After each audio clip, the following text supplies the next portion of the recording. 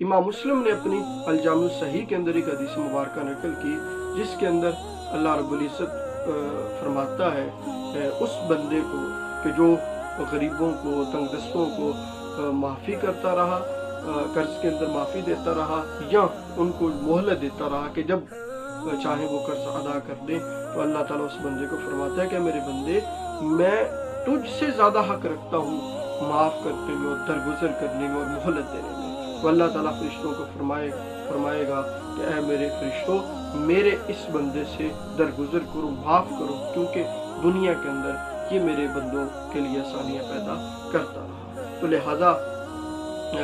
कर्ज़ के मामले के अंदर अगर इंसान के पास पैसे हैं और अगर उसने किसी से कर्ज़ लेना है, तो उसके लिए जो है वो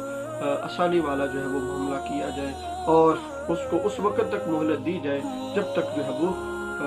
आसानी से कर्ज़